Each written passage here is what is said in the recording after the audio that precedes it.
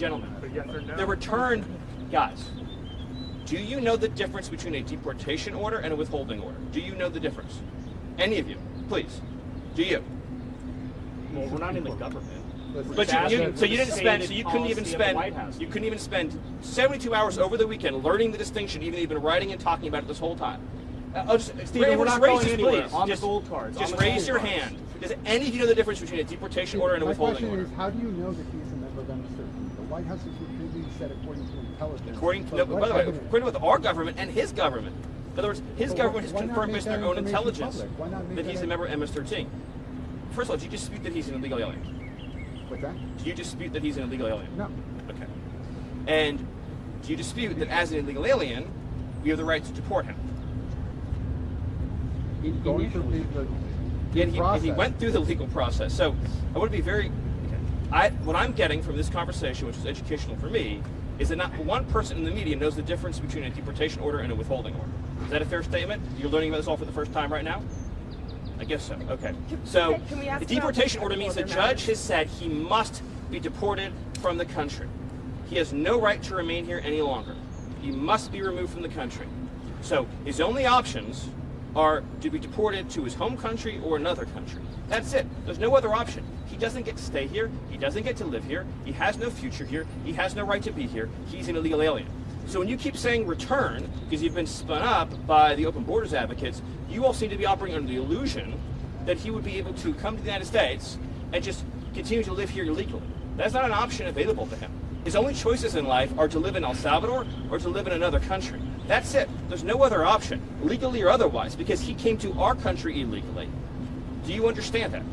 Stephen, can I ask, as a matter of policy, does the administration believe that immigration judges, because they're under DOJ, that their orders can be overruled by what the administration wants? Is that a general matter of policy? Well, actually, so specifically, the Attorney General has authority to overrule the immigration courts, and that's actually by statute, yes. Other questions? Stephen, on the gold card, the President and Secretary Lutnick have suggested they're lining up applicants already. How many people do you expect to be tagged to this program when the President announces it this week, if he actually announces it this week? I'll let Secretary Lutnick provide that update, but I appreciate that. The White House administration is going to deport 1 million undocumented people. Much more than that. Much more. Stephen, also of the 10 alleged gang members that Secretary Rubio said were sent to El Salvador over the weekend, what sort of due process did they get as mandated by the Supreme Court? Well, you're talking about the alien enemies? Yes, the alien. So first of all, a number of those are MS-13. So again, those are just standard removals of El Salvadorians to El Salvador. And without, what evidence did you provide that they were MS-13? Okay, so we seem to be confused about this. Illegal aliens from El Salvador, again, get deported to El Salvador. Do you all appreciate that like tens of thousands of El Salvadorians have been deported to El Salvador? You seem to be under the impression that El Salvadorians living in our country illegally just get to stay here. They don't. They get arrested and deported. Then the fact that they're MS-13 just puts an extra priority on our deporting them. But we would deport someone to El Salvador regardless of whether or not they were MS-13 if they were here illegally. That's just an extra, because of the priority on public safety threats, we're emphasizing the removals of gang members, in this case, foreign terrorist organization gang members. But as to your other question, they went through all of the due process, as you would call it, that is required by law. So what I find so mystifying is that I've been talking to you all for a very long time. I legitimately, going back years actually, in my entire professional life, I've never received this many questions from the media about an American who was raped or murdered by an illegal alien. Like, legitimately never. And all of you who are enjoying your lives and doing quite well, if you had children and you were living near any of these people, you would move away immediately. You would call the police immediately. You would call us and ask us to make you and your family safer immediately. And you thank your lucky stars every night that you have enough means and enough money not to live in communities where, say, illegal alien pedophiles offend and reoffend and keep reoffending and keep reoffending. There's an expression there, but for the grace of God go I. The Biden administration apprehended 2 illegal aliens from Venezuela.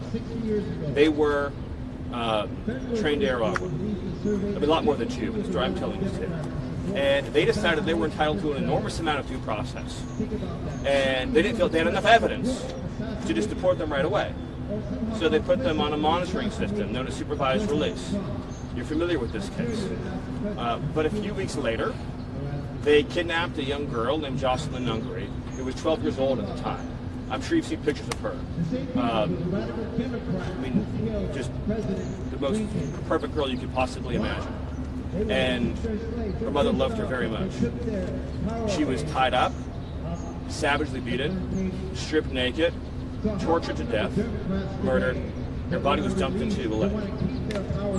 So she didn't get any due process, but I'll tell you who did are the two illegal aliens from Venezuela who stole her forever. And there's stories like that all over the country. We just arrested a pedophile illegal alien who is being shielded by Sanctuary City, who's been charged in 20 sex crimes against children. None of you, any of you have had the chance to spend time with victims' families, whose children have been raped, or whose wives have been raped and murdered. But if that doesn't break your heart, nothing will.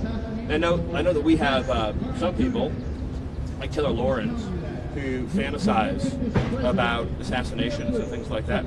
But in the civilized society, the power of the state is used to keep innocent people alive and to keep innocent women and children from being hurt.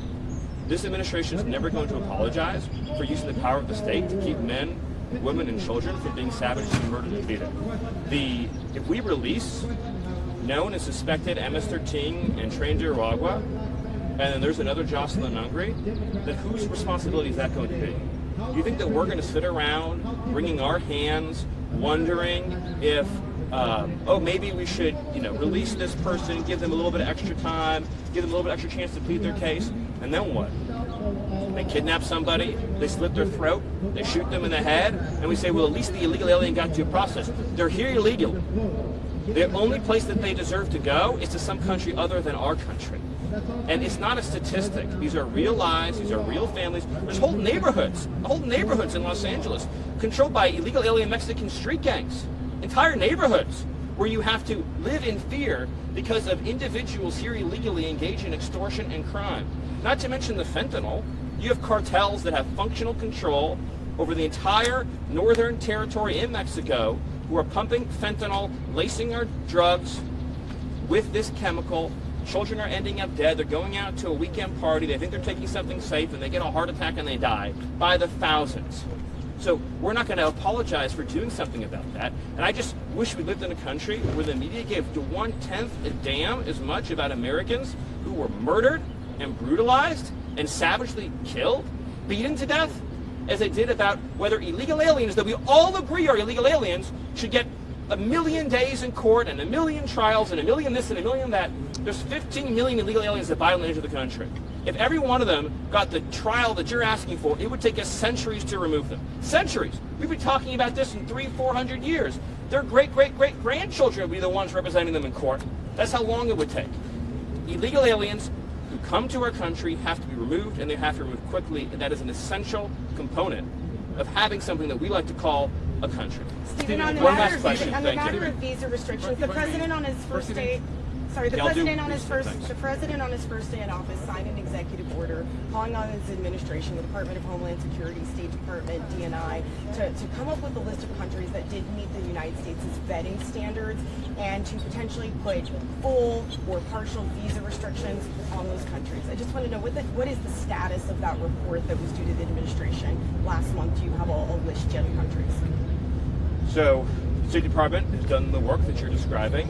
It's currently going through the standard review process. I don't have any update beyond that, but I mean you're correct in your statement that this was a product that was called for at the beginning of the administration, and it's being worked on, and hope to have a further update for you soon. Last question. If I may, President Trump continues to say that one of the best arguments for sending undocumented criminals to El Salvador is cost.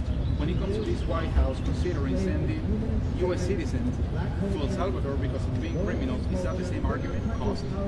So the El Salvadorian deportation program is for illegal aliens, but I would also say that on the cost point, what we're referring to is the fact that long-term incarceration in the United States, probably costs like 100x what it costs to send somebody to El Salvador. So that's in other words, if an illegal alien commits a crime in this country and then has to go into our judicial and penal system, I don't know the exact numbers, and I'm assuming it's probably like 100x cost. But I'll just close by saying the amount of lives that we've saved since we showed up by shutting down the border, since President Trump issued his executive orders and began deporting criminals, is already in the thousands.